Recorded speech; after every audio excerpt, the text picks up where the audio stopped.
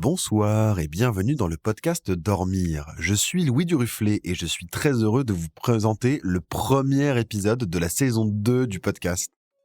Dormir, c'est un besoin primaire, comme manger.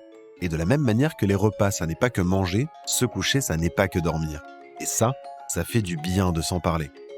Vous allez découvrir dans ce podcast le rapport que quelqu'un entretient à son sommeil, sous le format d'une interview. Cette semaine, j'ai le plaisir d'accueillir dans cette émission Clara, chef d'entreprise à Tourcoing. Bonne écoute. Bonsoir Clara. Bonsoir. Je suis Clara, la fondatrice de l'Inouï, une box d'aide au sommeil naturelle et déconnectée basée sur le bruit blanc. Ok, et tu as quel âge ? 28 ans. Parfait. Et comment tu définirais ton rapport au sommeil ? Alors actuellement, je dors très bien, mais c'est vrai qu'avant, j'étais beaucoup perturbée par le bruit. Mon sommeil était vraiment de pas très bonne qualité, ce qui avait un impact sur mes journées, sur mon humeur, sur ma productivité, enfin voilà. Et j'ai découvert le bruit blanc en résidence universitaire. Il était vraiment très compliqué pour moi de trouver le calme, que ce soit pour réviser ou dormir. Et en allumant mon radiateur électrique souffleur, à l'époque, j'ai découvert que ça couvrait tous les bruits environnants. Et donc, c'est pas très écologique, mais je dormais avec mon radiateur électrique souffleur sur la position froide, bien évidemment, toutes les nuits et pendant des années. Et à la fin, il s'est même transformé. Enfin, je le rabibochais avec du scotch sur ma table de chevet, parce que vraiment, c'était le bruit qui me permettait de dormir. Je me suis dit, mais je suis complètement folle. Et en fait, non, je me suis intéressée au bruit que procurait ce radiateur souffleur électrique, pardon. Et c'est là que j'ai découvert le bruit blanc. Tu l'as toujours, ton radiateur souffleur électrique ? Bah non, il a lâché malheureusement. Je l'ai remplacé par 2 ventilateurs. Ouais. Et c'est pour ça que j'ai développé l'Inouï en fait, parce que il n'y a pas de bruit blanc naturel sur le marché. Donc j'ai essayé les enceintes, les machines à bruit blanc, les bandes sonores également qu'on retrouve sur Spotify, YouTube, et ça contre pas parfaitement les bruits environnants. Et moi, c'est vrai qu'il me fallait vraiment un bruit blanc naturel. Et c'est pour ça que je développe l'Inouï. Pendant que je passais mon master de l'enseignement, en fait, j'étais dans la seule formation qui faisait passer les partiels le samedi matin. Donc le vendredi soir dans la résidence universitaire, c'était Pump It Up. Et donc c'est là que j'ai découvert vraiment le bruit blanc naturel. Le bruit blanc dont on parle n'est pas le bruit blanc au sens scientifiquement rigoureux du terme. Techniquement parlant, un bruit blanc est une réalisation d'un processus aléatoire dans lequel la densité spectrale de puissance est la même pour toutes les fréquences de la bande passante. Vous n'avez rien compris ? C'est normal. Pour simplifier, c'est grosso modo un ensemble de fréquences audibles données de manière aléatoire, mais à un même volume. Ça donne donc ça. Un bruit donc difficilement identifiable. Mais le bruit blanc dont on parle ici est un petit peu différent. C'est un son un peu apaisant, enveloppant et qui peut masquer les bruits gênants. Certains des bruits blancs les plus populaires dans ce sens comprennent les sons de la pluie par exemple.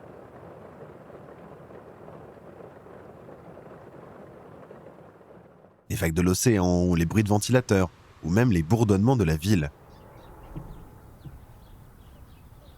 Et pourquoi ça marche pour dormir ? Eh bien, en écoutant du bruit blanc, votre cerveau peut être distrait des sons de l'environnement qui pourraient vous empêcher de vous endormir.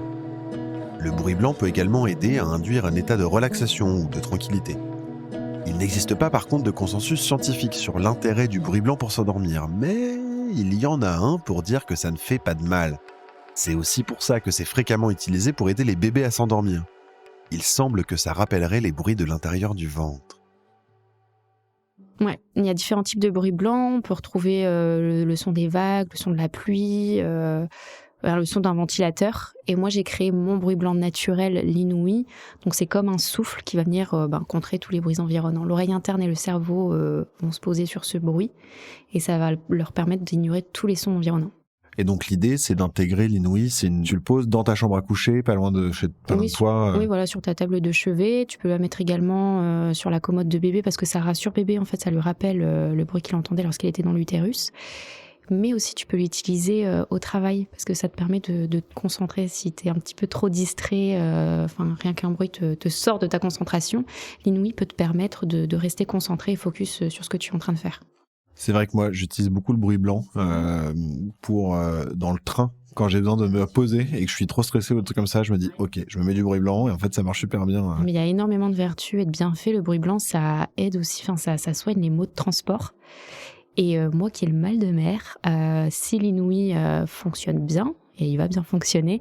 Pourquoi pas aussi développer un l'inouï pour les transports, pour le mal de mer ou les maux de route, enfin divers objets, toujours à base de bruit blanc. Ah bah ouais, carrément, ça serait une super idée. Et quand t'étais enfant, tu dormais aussi bien ou c'était plus compliqué Alors, je dormais bien, mais en fait, mes parents m'ont toujours... on n'avait pas le droit de se coucher tard et on n'avait pas le droit de se lever tard. Même pendant les vacances scolaires, j'ai encore l'image de mon père qui vient nous réveiller à 8h30, 9h. Donc, j'ai jamais été décalée, en fait. Moi, me coucher tard, c'est minuit, 1h, et me lever tard, c'est 9h grand max. Donc, sur ça va plutôt bien. Et c'est contradictoire avec mon copain qui, lui, se couche tard et se lève tard. Donc, non, moi, j'ai un bon rythme, on va dire, même s'il n'y a pas de bon rythme, en fait, c'est en fonction. Je trouve que je pense que le sommeil, c'est assez singulier. C'est à nous de le gérer. Et bien dormir, c'est essentiel. Ça a un impact énorme sur la journée qui va suivre. Donc, c'est important de bien dormir. Oui.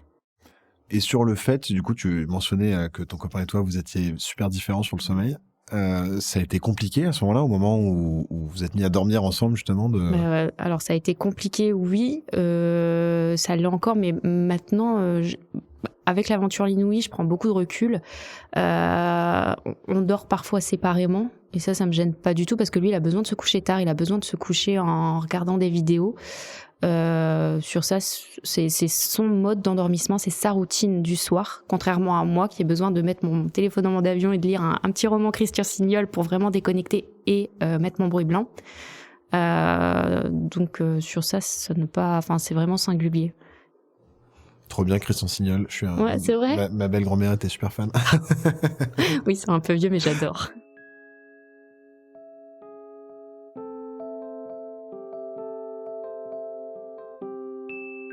Ma soirée type, c'est du dîner. Je regarde un petit peu la télé, mais pas trop. Je mets en fond les infos et tout ça. S'il y a un bon film, je regarde. Sinon, voilà. Après, c'est vrai que là, l'aventure l'inouï me fait changer mes habitudes. Souvent, je fais un live. Enfin, je reste malheureusement énormément connectée. Je réponds aux commentaires et tout ça parce qu'il faut être très réactif. Hein. Et passer 22h, 22h30, je coupe tout. J'essaye de lire. Et mon bruit blanc pendant que je lis. Et puis voilà, quoi, au lit. Et se lever, c'est facile ? Ouais. Bah, sauf je pense qu'on est tous comme ça quand il fait froid, l'hiver et tout ça, mais ça, c'est la saison qui veut, mais sinon, non, au contraire, même en été, je fous debout, je vois un rayon de soleil à travers les volets, debout, quoi. Et justement, ton copain, lui, c'est compliqué de se lever Ouais, complètement, lui, c'est compliqué, parce qu'il se couche tard, parfois, mais c'est ainsi, hein. Mais lui aussi, il a des projets, donc il est aussi porté par ses projets. Donc, quand il faut se lever pour mener ses projets à bien, ça dépend.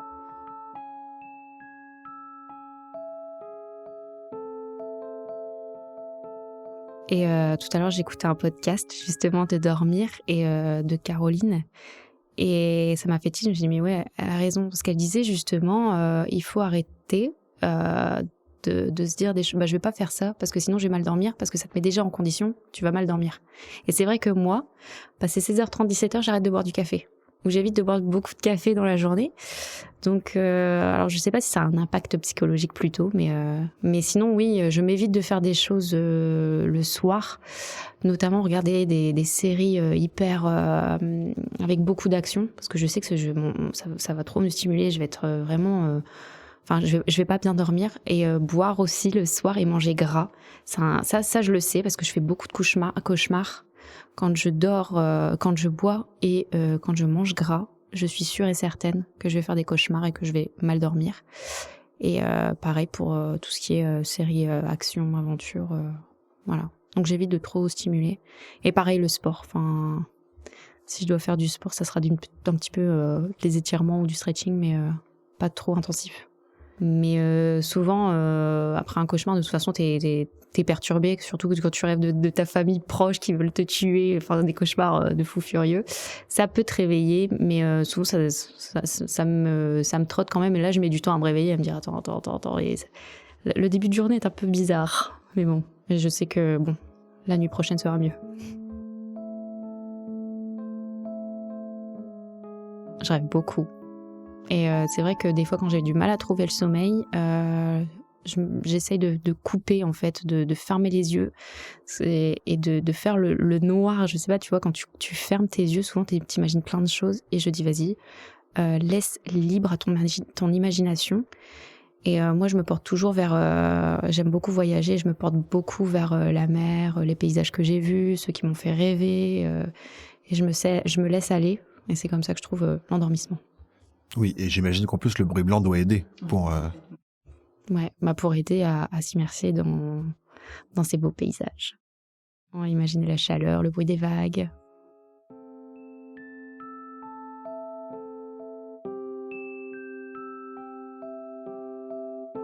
T'as eu des phases de sommeil difficiles? Oui, mais ça, je pense que ça fait partie des étapes de la vie. Quand on a un deuil, quand on a des problèmes personnels, familiaux, ça trotte toujours. Et là, vraiment, j'ai eu des problèmes de sommeil. Donc, j'ai été voir le médecin sans... Enfin, pourtant, c'est des choses naturelles, mais ça, c'est quand j'étais étudiante. Enfin, je pensais que j'avais besoin d'aide, mais au final, il faut juste laisser les choses se faire avec le temps. Et il m'avait prescrit des antidépresseurs, mais je me suis refusée de les prendre. J'avais peur que ça ait un impact après sur ma santé, sur mon état d'esprit. Et voilà, il n'y a que le temps qui fait les choses.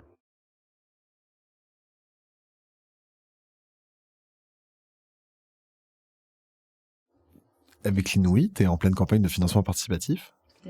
Est-ce que tu peux nous en parler un peu?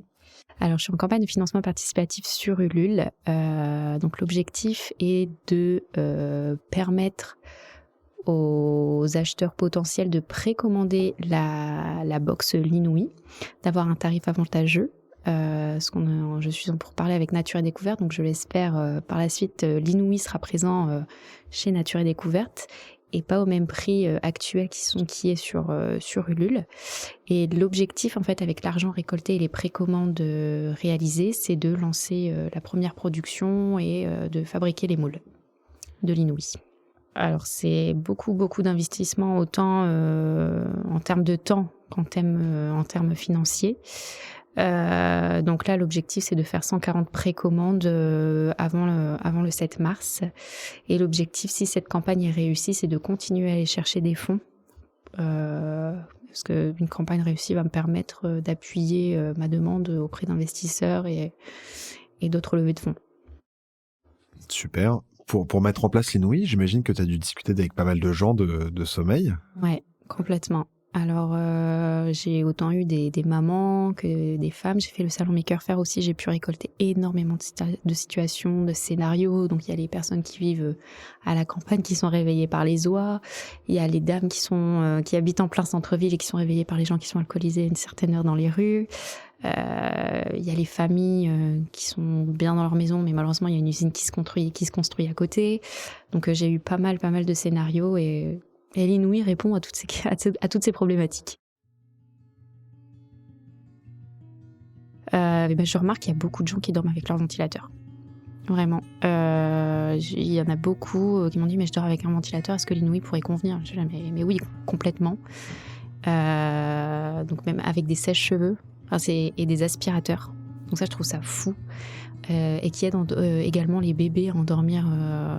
les bébés avec des sèche-cheveux, ça m'a marqué. Parce que je ne savais pas, en fait, avant de débuter l'aventure l'Inouï, il y a plein de choses que je ne savais pas et que je découvre encore aujourd'hui. Ouais, c'est super. C'est vrai qu'il y a aussi l'astuce de mettre l'aspirateur pour endormir les bébés. Ouais, en fait, ça rappelle le bruit qu'il entendait lorsqu'il était dans l'utérus, mais jamais ça me sera venu à l'idée d'allumer le sèche-cheveux pour calmer et rassurer bébé, parce que c'est quand même un bruit assez strident, mais bon. Tu pourrais me raconter ton meilleur souvenir de sommeil? Alors, je crois que mon meilleur souvenir de sommeil, c'est les siestes en vacances, après avoir mangé sur la plage. Mais tu vois, en fait, avec le bruit, sans m'en rendre compte, mais avec le bruit des vagues, le ventre bien plein, un tout petit peu de chaleur, un petit peu la tête à l'ombre, le reste du corps au soleil, avec de la crème solaire, mais c'est le meilleur endroit pour dormir, quoi. Et la sieste, de manière régulière, non, mais quand je sens que mon corps en a besoin, que je suis plus productive, et que j'ai passé une mauvaise nuit, ouais. En journée, elle dure pas plus de 20 minutes. Enfin, c'est moi qui le veux, hein, parce que sinon, ça peut durer des heures. Et là, du coup, je casse mon rythme. Du coup, je m'autorise des siestes de 20-30 minutes max. Ouais, c'est pas mal. Et tu t'endors instantanément, c'est facile. Pas vraiment, mais c'est pareil. Une fois, je ferme les yeux, je dis fais le vide, t'en as besoin. Et après, ça part. Et ton pire souvenir de sommeil? Une nuit horrible? Et ben, c'était avant le bruit blanc, hein, quand je dormais avec mon copain. Moi, je dors toujours avec, mais quand il respirait fort. Enfin, il respire fort et du coup, donc, ça me réveille. Le moindre bruit me réveille. Et c'est vrai que ces ronflements, au final, on peut appeler ça, ça me réveillait, ça me perturbait. Et je peux pas le réveiller en mode ah, tu ronfles. Non, il est en train de faire sa nuit, voilà. Et c'est vrai, c'était un peu mes pires nuits. Mais maintenant, ça va beaucoup mieux avec le bruit blanc. Et, ouais. Et sinon aussi, oui, quand je ne peux pas prendre de bruit blanc naturel, parce qu'en fait, j'aime beaucoup voyager. Avec ma copine, on part une fois tous les 3 mois, on se fait un petit week-end à 2. Et là, le dernier voyage, c'était en Italie. Et on avait choisi un hôtel dans le centre-ville, à côté de la gare. C'était atroce. Et du coup, j'ai pris mon téléphone, j'ai mis la playlist Spotify 12 heures. Et en fait, le téléphone, il s'est mis à chauffer. Et en plus, ça a réveillé ma copine. Elle s'est assise sur le lit. Elle m'a dit, mais ils sont en train de passer l'aspirateur. Je dis, mais non, c'est moi. Je suis en train de mettre du bruit blanc pour m'endormir. Et non, là, vraiment, c'est ma pire nuit. Après, j'ai mis un casque. Et le lendemain, j'ai été à la pharmacie chercher des boules caisses. C'est vrai que quand tu changes d'environnement, c'est déjà compliqué de t'endormir. Mais en plus, pour moi, sans le bruit blanc, c'est assez compliqué. Ouais. Voilà. On s'approche doucement de la fin. Déjà. Est-ce que tu as une œuvre d'art qui rappelle le sommeil, ou un film, un livre, un truc, un tableau? Alors là, tu poses ça comme ça. Là, le matin, quand je me lève, je me dis, vivement ce soir. Tu vois, il y en a qui n'aiment pas aller se coucher, mais moi, j'aime beaucoup aller me coucher. Prendre ma couette sur mon oreiller, j'aime beaucoup, beaucoup aller me coucher. Il y en a, ils repoussent ce moment. Et du coup, j'aime beaucoup parler de sommeil. Voilà. Trop bien. Vivement ce soir qu'on se couche. Oui, complètement. Coucou, c'est Louis à nouveau. Merci pour l'écoute de cette émission et surtout un grand, grand merci à Clara d'avoir accepté de nous raconter son sommeil. Vous pouvez la retrouver en cherchant l'Inouï sur LinkedIn ou sur les réseaux sociaux ou dans les liens dans la description. Je vous invite à partager cet épisode pour que collectivement, on accède à un meilleur sommeil, plus proche de nos rythmes et de nos besoins. Vous pouvez retrouver toutes les informations concernant l'émission sur le site du studio, flamboyance.fr. Flamboyance, ça s'écrit au pluriel. On est aussi présent sur Facebook, Instagram, Twitter, LinkedIn et YouTube, que ce soit avec Flamboyance ou mon nom, Louis Duruflé ou Monsieur Cool sur Instagram. Allez, bonne nuit maintenant.